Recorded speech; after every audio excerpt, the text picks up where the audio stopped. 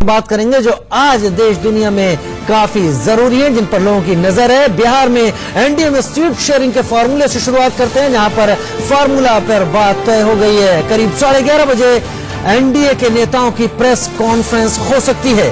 BJP अध्यक्ष अमित शाह, बिहार के मुख्यमंत्री नीतीश कुमार और रामविलास पासवान प्रेस कॉन्फ्रेंस करेंगे। जो मोटा मोटी बातें निकल कर आ रही हैं, बीजेपी 18 और जेडीयू करीब 17 सीटों पर चुनाव लड़ सकती है।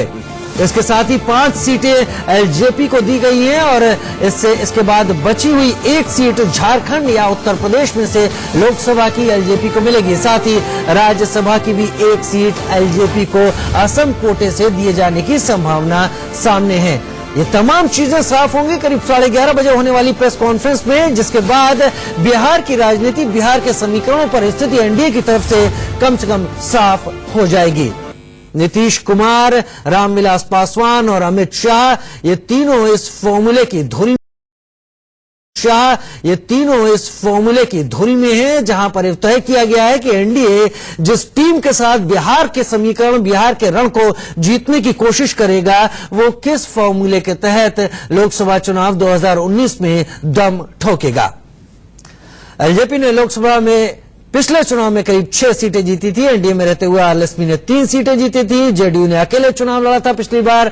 2 सीटें जेडीयू ने पिछले लोकसभा चुनाव में जीती थी, लेकिन जेडीयू का कहना था बिहार में वो बड़े भाई की भूमिका में है, लिहाजा बीजेपी को उसके लिए सीटें छोड़नी पड़ेंगी।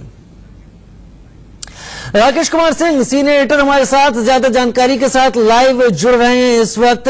राकेश, बिहार की राजनीति को देखते हुए आज कम से कम एक उहापोह की स्थिति पर विराम लगेगा, चीजें साफ हो जाएंगी। पहले हमारे दर्शकों के लिए बताइए कि सिलसिलेवार आज होने क्या वाला है और उससे 2019 चुनावों को क्या दिशा मिलेगी एनडीए की तरफ से। देखिए राजीव, एनडीए में कई दिनों से चल रही खींचतान का आज पटाक्षेप हो जाएगा। करीब 11:30 बजे का समय दिया गया है, जहां पर तीनों गठबंधन के नेता यहां पर अमित शाह के घर पर पहुंचेंगे और यहां पर साझा प्रेस कॉन्फ्रेंस होने की उम्मीद बताई जा रही है। रही बात सीट शेयरिंग को लेकर, तो 18 बीजेपी, 17 जेडीयू और 5 लोक जनशक्ति पार्टी को बिहार में सीटों का बंटवारे का ऐलान इस मीटिंग में होगा। लेकिन सबसे महत्वपूर्ण बात कि जिस तरह से महागठबंधन की जो रणनीति आगे बढ़ रही है, कहीं न कहीं इसमें एनडीए गठबंधन में खलबली थी और इसी को लेकर लोक जनशक्ति पार्टी ने दबाव बनाया था और चिराग पासवान ने सीधे तौर पर बीजेपी को उन्होंने ऐलान किया था कि भाई 31 दिसंबर तक अगर सीटों का बंटवारा नहीं होता है तो इसका खामियाजा भुगतना पड़ सकता है। और आपने देखा कि किस तरह से इसमें तेजी देखी गई और बिहार बीजेपी के प्रभारी भूपेंद्र यादव जो हैं रामविलास पासवान के घर पहुंचते हैं और वहां पर बैठक होती है और उसके बाद रामविलास पासवान, चिराग पासवान बीजेपी के राष्ट्रीय अध्यक्ष अमित शाह से मुलाकात करते हैं और उसके बाद दूसरे दिन अरुण जेटली के साथ चिराग पासवान की मुलाकात होती है और कहीं न कहीं जो जिन बातों को लेकर लोक जनशक्ति पार्टी को एतराज था उसकी खटास दूर करने की कोशिश की गई और पूरी तौर पर फॉर्मूला जो है तय कर लिया गया है। अब जो है औपचारिक ऐलान करना है।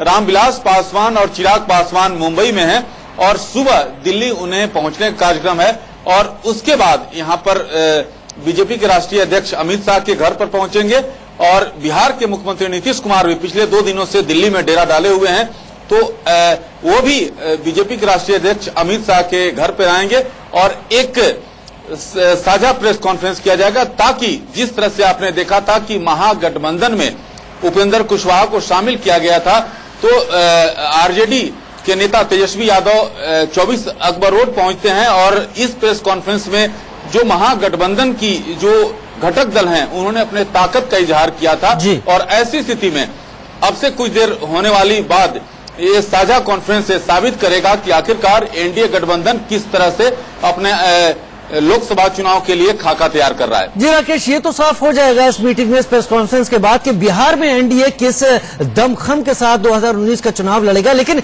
यहां पर एक बात सोचने वाली है, इस पूरे गठबंधन और सीट शेयरिंग को लेकर जेडीयू की तरफ से खटास सामने आ चुकी है। उसके तमाम नेताओं ने बड़ा भाई होकर पहले से काफी दबाव बनाया, फिर एलजेपी ने भी लेटर बॉम्ब के जरिए इस खटास को पैदा करने की कोशिश की। लेकिन जो बीजेपी की सीटें थी वो पिछले चुनाव में ज्यादा थी। बीजेपी अगर अब 18 लड़ रही है तो क्या कहीं बहुत ऐसी खटास बीजेपी में भी देखने को मिलेगी, क्योंकि कुछ सीटें बीजेपी को जाहिर बात है छोड़नी पड़ेंगी।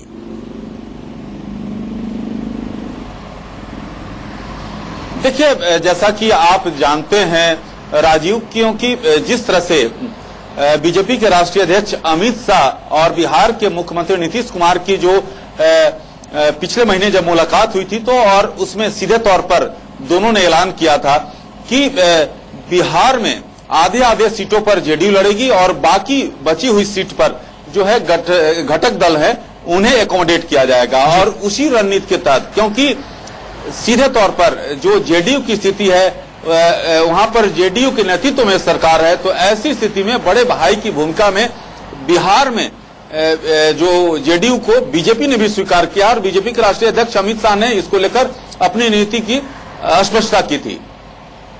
बहुत शुक्रिया राकेश कुमार सिंह, इस तमाम जानकारी के लिए आप नजर बनाए रखें। आज का दिन बहुत महत्वपूर्ण है बिहार की राजनीति को लेकर, आगे भी आपसे अपडेट्स लेते रहेंगे। तो एक फॉर्मूले पर बात हो सकती है, ये प्रेस कॉन्फ्रेंस में आज साफ हो जाएगा। इंतजार उस प्रेस कॉन्फ्रेंस का रहेगा। बढ़ते अगली